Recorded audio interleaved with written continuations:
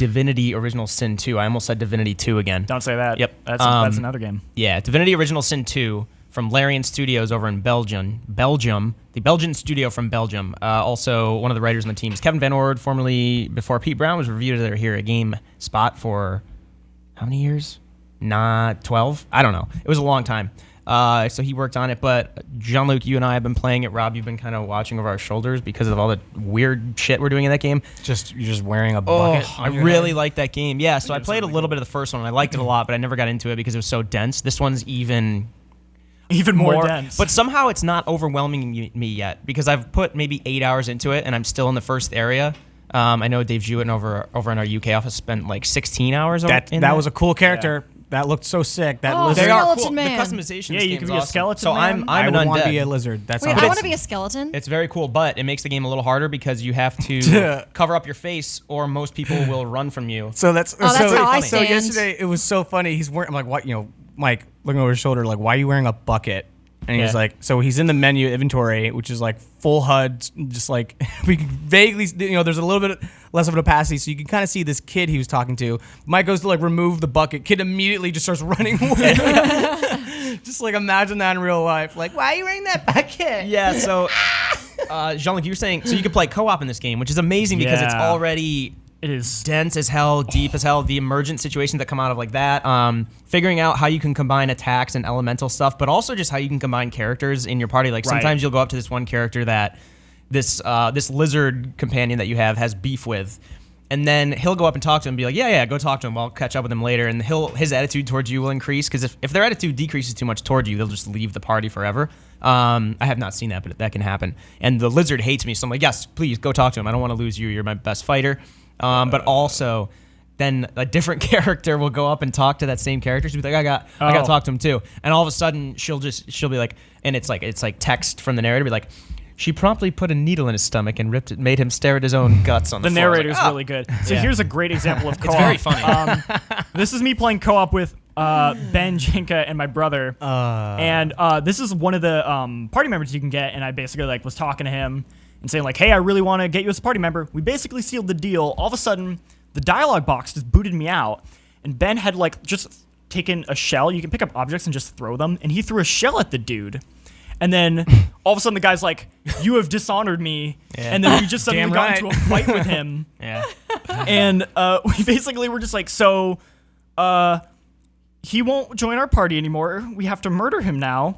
Should we reload? Should we start over? And we were thinking about it. We're just you know what? No, we're gonna stick with this, and we're just gonna kill this guy. Yeah, this game is this is me debating. I have a save. We can load. Yeah, you can just F5 at any time, and it'll save it really fast. There's F6 I'm almost did it, and we're there's something to be said about just hearing that. As funny as it sounds, when you think of a classic squad or buddy Trek adventure movie, there's always that one shady character who's always screwing up everything. It's the heist thing. It's we don't trust this guy. Someone vouches for him. Yeah, he's weird. He's a loose cannon. Yeah. And throwing shells at people. The way That's the game playing is with designed, Ben Jenk experience. It's really easy to do that. I love that. You can just you can accidentally just piss off anyone and murder anyone. Completely 180, right? 100%. Mike, you had said another really funny thing while Sorry, playing. speaking of Michael Madsen and Mr. Blonde being that last minute psycho. Oh, totally. Yeah. He's just going to cut someone's ear off. What was I talking about?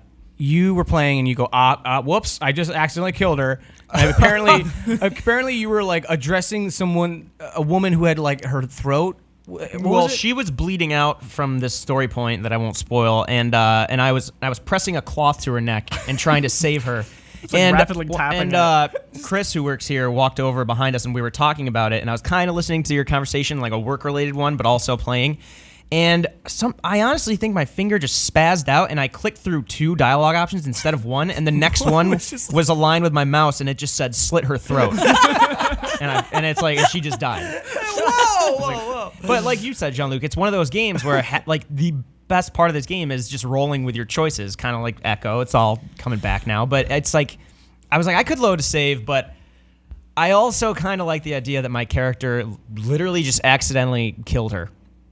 Right. You It could might not be in character, but I'm also kind of like, well, we'll figure out who my character is as I go. You could argue that you mercy killed her. She was already bleeding out. Right. Yeah. Or you're just a klutz and you're like trying to get your like bandage out and just Well, drop that the is dagger. that is what it. That was what the option said. It said you decide to finish her quick and give her like solace or something. And I was like, I probably could have saved her if I really put my mind to it. But I was busy. So AKA, you're kind of a dick.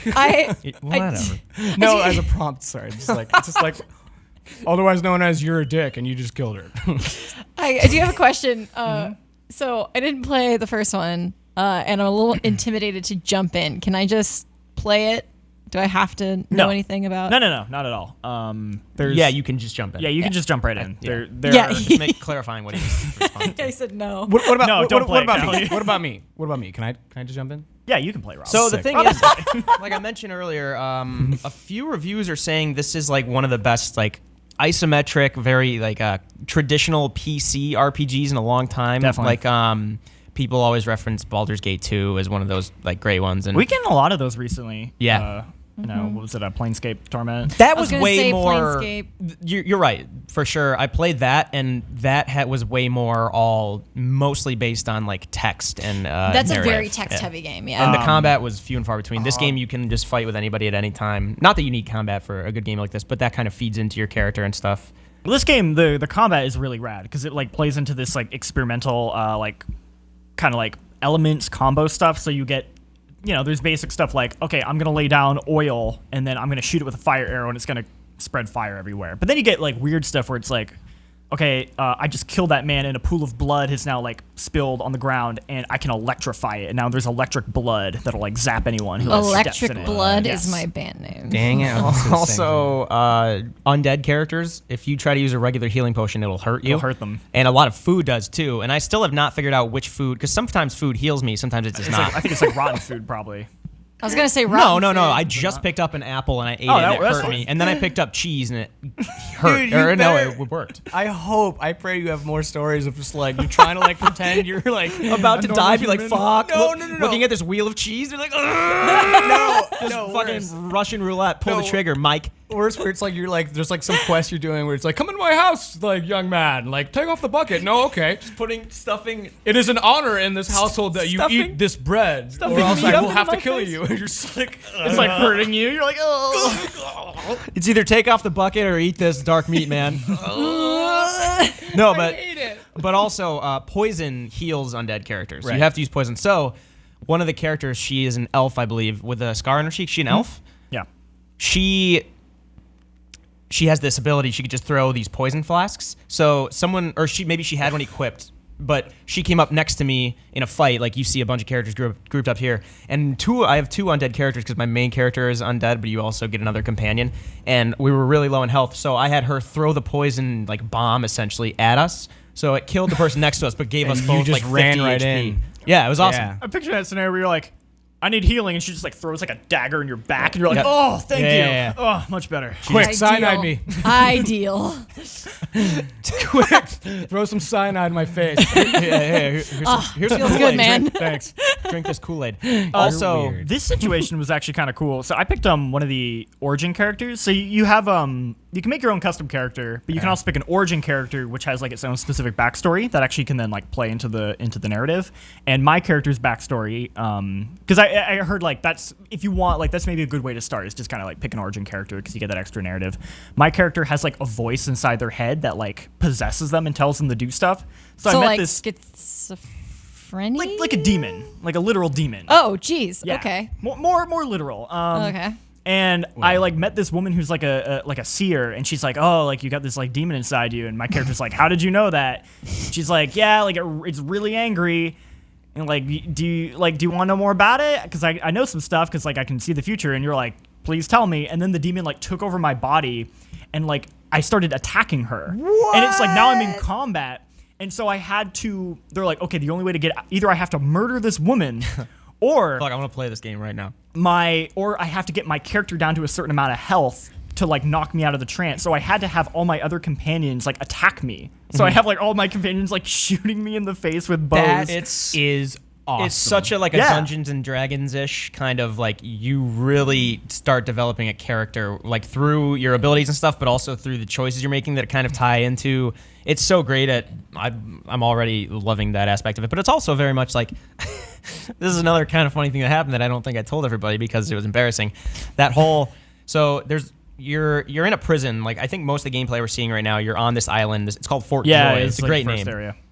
But you're essentially trying to figure out how to get out of there, and then it's so great at like giving each character a motivation to get out of there. He'll be like, I need to go see this person about regaining my throne because I'm this exiled prince, and then this girl will be like, I need to find this area. Apparently there's this safe spot, and then but also how you're getting out. A lot of each of the companions will kind of have, or you'll just stumble upon strategies. Like I stumbled into this area by playing hide and seek with this kid. And then I came upon this like 1,000-year-old knight with a spear through his chest that had petrified him, but he was also an undead character.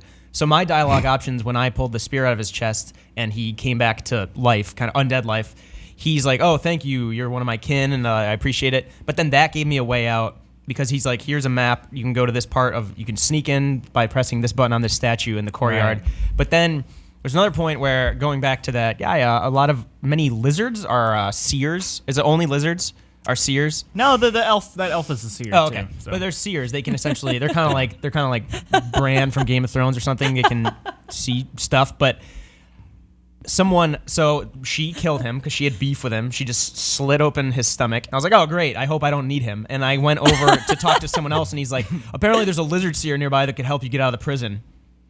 You're like, fuck. And he's dead with his intestines hanging out around him. But is there anyone else? Yeah. Are you a seer by any chance? Oh man, it's really fun so far, and I want to play more co-op.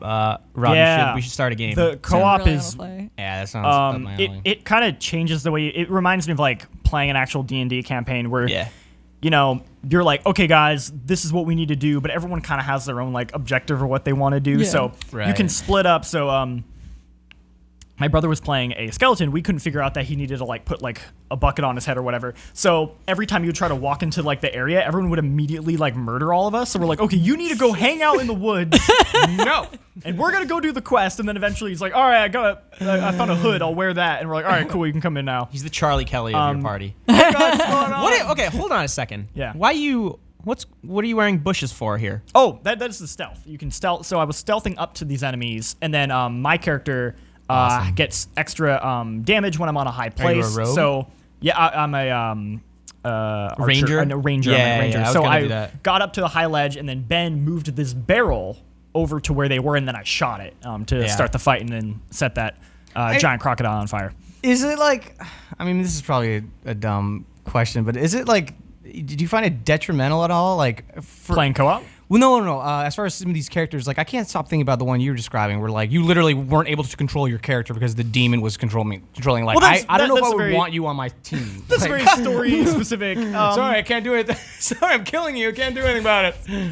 I mean, it's not my fault. It's not my fault. Well, playing co-op, you get into these weird things where just you know, it's like, okay, I'm gonna go do this quest, and you're like, yeah, I went and like stole a bunch of shit, and then you can like mess with people where you can be like, hey man, check out this sick sword I bought. I want you to have it. And you're like, oh thanks. And it's like totally stolen. And then like a guard will come up to you and be like, you stole that? I'm gonna put you in prison now. And then you're in prison, but he's fine. Or you can take a health potion, or you can get a poison potion, dye it red, and it looks like a health potion. You can give it to your buddy and be like, hey man, have a potion. Or conversely, maybe dye some potion green and give it to an undead character. Dead guy. Here's some poison. Here's some poison, man. I'll help you out. Guess what? I love poison. So you can like, I imagine to a certain degree, like the game. You could just spend hours just like messing with your friends. Well, right? I feel like there's so many opportunities to like really roll a 1 on any encounter, just like totally mess it up, right, and screw up, and then you have to roll with it. Like the idea of like, oh, I just have to wait till my friends can lower my health so the demon escapes me. Just like, or it's like I was talking with that guy and having a very nice conversation, and then my friend just goes up and throws a shell at his face. Yeah. You have to kill him. I mean, it's That's hard the to. D&D spirit. It's hard to say. Like, I would encourage everyone, if you're into like RPGs, absolutely play this game. If Definitely. you have a PC, play this game. And I know like the gameplay you're seeing, it is very, very dense to Yeah. say the least. Menu wise, possibility wise, emergent gameplay wise, but you should definitely try to play. I can't remember the last time I played a game where I was less prone to like reloading a save. Right. I'm like, I'm gonna roll with this choice. This will make it interesting somehow. She killed our only way out of prison, so maybe I'll just be here for another 20 hours and I'll still find shit to do. I will say you'll probably have a little better time if you play it single player in terms of just like traditional video game. Like, you know, you can read all the dialogue and kind of have, you know, options with quests. Like when you're playing co-op, everyone has conversations separately and you can listen in, but you could also like completely miss a conversation because your friend like went off and talked to another person and you don't know what that conversation was. So there's a reliance on like talking with them, or when like he talked to this person, activate this quest. If I go talk to them, they don't know who I am. So like it's like, oh, you have to talk to this person now because you have that built-in relationship with that character. So that can get like I a like bit, that though. That no, sounds it's cool, but it can get kind of hard to manage. And like we hit a point where we're like, just okay, yelling at Ben Jenka. Just well, it was like an hour where we're just like, okay, what should we do? And we're all like, well, I have this quest, and it's like, well, I have these 3 quests, and we just like had no idea what to do. And like it's a game that is so dense that you can get lost, and it just becomes like even harder when you have like a bunch of people who want to do stuff. But so you have to kind of like let go the fact that like maybe you're not going to get that much accomplished if you're playing by yourself. But on the reverse end, like the satisfaction of playing with people and like that role-playing experience is like really, really cool. Yeah, I would definitely say you'll understand the systems and mechanics at play better if you maybe play like 8 to 10 hours of single player, and that's really nothing in this game. Although but you certainly learn stuff together, like that's how we're like, oh guys, I found out that, you know, poison hurts me, and it's or healing hurts me, like stuff like that. Just like, all right, cool. guys, guess what? Poison hurts. I mean, like Get off the team. like Rob and Callie, as people who have both, like many people, played a lot of Breath of the Wild, it reminds me nothing at all like Breath of the Wild, but in the sense that there's a ton to do, but somehow they make it so it's not overwhelming, so you don't mind that you're missing out on a lot of stuff because you're still doing a bunch of these cool things that other people probably didn't see. I think the best way to design something like that is to just make it like, just follow what you think is interesting. Yeah. And then you're not missing out. Totally. The story is yours. And the writing's fantastic. I'm not just saying that It's because really good. It's all it's Kevin voiced Van too, Ork. which really, really helps. It's funny, like as hell at some parts, especially awesome. seeing all this stuff like kind of interact. My character is I'm a polymorph, so I can turn into like he like specializes in 2-handed weapons right now, but you can turn into like a spectral bull with horns and then ram people, or turn your arm into like an octopus tentacle that stuns people. It's really fun so far. It's like so much stuff. Like elves in this game can eat body parts to like relive memories. So if you're an elf, so an elf like those crocodiles, like we found a corpse later by, and like our elf character ate it, and we just Sorry. was I saying it wrong? No, I said crocodile. And it's just like the last moments of this guy who got like eaten by a crocodile, and like him being like, nah, I didn't think it'd go out this way, huh? Like got eaten by this crocodile. But then you actually can get like cool you can like learn like how to do something. Like, oh, we killed that guy, but I eat him, and I gained the information that he had, and we can solve it that way. And then later you meet a guy with one arm. He's like, hey, have you seen my arm anywhere? And you're like, I ate it. Whatever, I don't know. Yeah, I kind of ate it. I actually have like a bunch of like severed heads in my like I have inventory right now. I have And, several like, limbs. occasionally I'm just like, hey, let's just have my elf eat it and see what we learn. I have I'm several gonna limbs. have my elf eat it. Hey, come check out my heads. Yep. I have a few separate limbs in my backpack right now. So, co-op wise, it's 4-player co-op. Up to 4. Up to 4. And that's it. Anything like down the road. This game seems like it's like No, so there's an arena mode for PvP stuff yet. Is that out yet?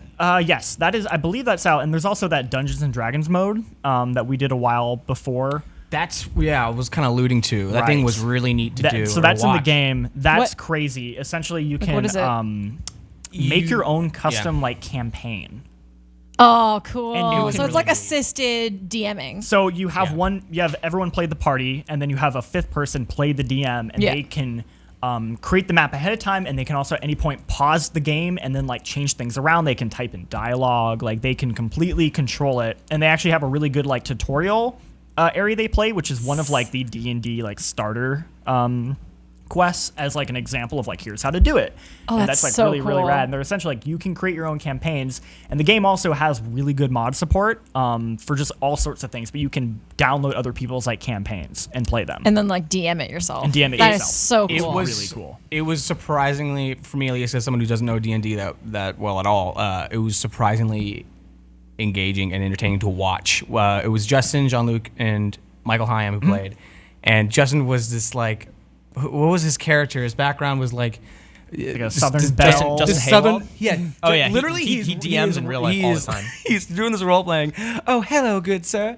He went up to this like, it was like some goblin in a cave. Like rolled a 20. Rolled a 20, and like the DM from Divinity was just like, oh my god. He's like, So he he's had to, I like, live think for about this. it, yeah. It was incredible. So I woke up today praying for this shit. so the goblin basically was like, "Oh, you're so pretty," and it was mesmerized by Justin, and like the goblin led him through the cave, past all these enemies to the end where they met like the Goblin King or whatever it was, and the guy was like, "I don't know it." He's like, Justin says like that he knows you guys, and he's like, "I don't know this guy."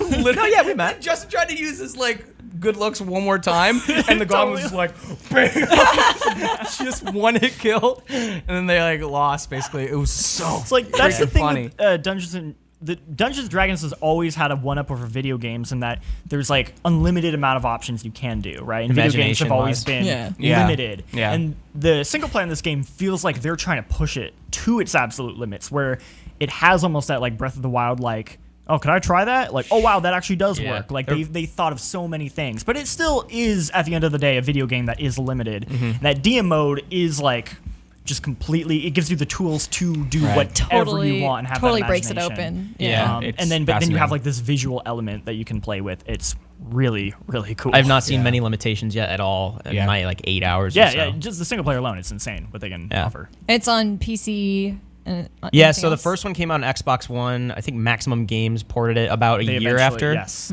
There's no word on that yet. Yeah, you had a tweet about that. Someone was asking about. Yeah, if they're we gonna have a put out question we'll bring up right now. If Richard, you don't mind bringing it up. So I apologize if I'm butchering this name. Tarek Ramchani on Twitter was saying, any idea about the release date of Divinity Original Sin 2 on consoles?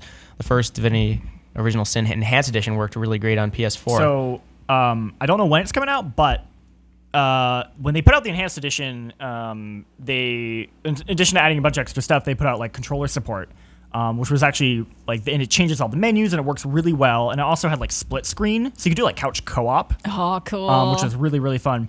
That stuff is with this game. with this game. That sounds Yeah. pretty intensive as far as like what your HUD would look like, or well, is it simplified? so you could set it. You could say like, oh, we can't.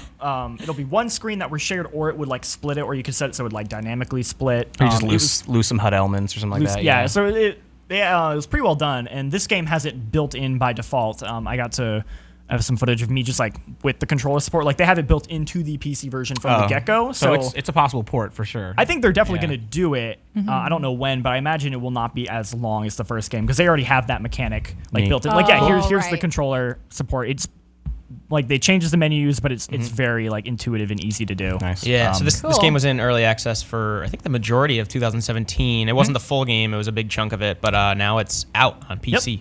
$60 full price from Larian Studios over in Belgium. Congratulations to them; they made a game that has me hooked, and I am looking forward to playing it more. And yeah, jeez. I want to play it right now. I'm It's- like ready to go. it's fantastic. It's dense. I like really it a lot. dense. Yeah. I want to be a skeleton.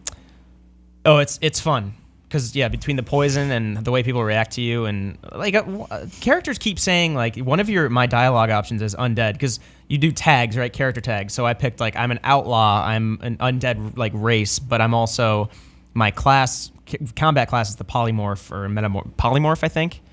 And like you'll have different obviously dialogue options. This is nothing new, but it's funny. My undead one is almost always tell them that you're undead. Because I have a bucket on my head. All right, I have a bucket because I haven't found a better helmet. This is always an option. So it's just like, but they decide to join my quest. like, because you have to convince them. Some characters are easier than others. Probably But like let them know, right? should I tell them that I'm just a skeleton? So some about the real world application of that, just like hearing it and being like, "You're what?" Yeah. Tell them and they're you're like undead. reviled. They're kind of like there's very like much a prejudice against undead characters in this world. I would think so. And there's this And- item you can get where you can any corpse you can like steal their face and Yeah. like wear it as well. That's so what you I can like mentioned change during your that I think people Oh, were kind of upset with that. Lots Yeah. of face stealing But this so week. at any point you can like change your race too, which like because the game actually does have like race politics, like people in certain quests like will treat you differently because they're like, oh, you're a lizard or I hate whatever. elves or something, and so it's like, oh, this guy only talks to lizards. Let me go find a lizard and kill him and steal his face, and then I'll go talk to this person and they'll be more friendly with me. See, undead seems like the only option. Yeah. Yeah. Callie, your skin is hanging off your bones. No, so one of the characters, she, what's her name? It's the elf that we just saw with the scar on her cheek, and she, like in the dialogue options, she apparently has this needle. Like, do you ever see Kiss of the Dragon with Jet Li and who else is in that? There's a few people, but the Kiss of the Dragon is this one spot on the back of his neck where he'd put a needle and you just paralyze and bleed everywhere. So she essentially has this needle she puts in people to like stun them, and it's like she's pressing against it, and then I told her, no. Listen, it was the best thing ever. She's like standing next to me. She's like, 1 more inch and I could kill you in the most painful way possible. And then meanwhile, I'm just like, it doesn't hurt me. But then no. So then I convince her to join my quest. She's very distrusting of me. And then after that, I was like, by the way, I'm undead. She's like, yeah, I know. I didn't feel skin at all when I was pressing the needle in. She's like, I'm not an idiot. I was like, all right. One more inch. I can't believe like they wrote so much dialogue. That's like half the brilliance of this game. I can't imagine how many words of dialogue they had to write for every possible situation. It seems like astronomical. I can't imagine another game that compares. It's like 1 million words apparently. Like compared to if you compare Skyrim to this, it must dwarf Skyrim. It's insane.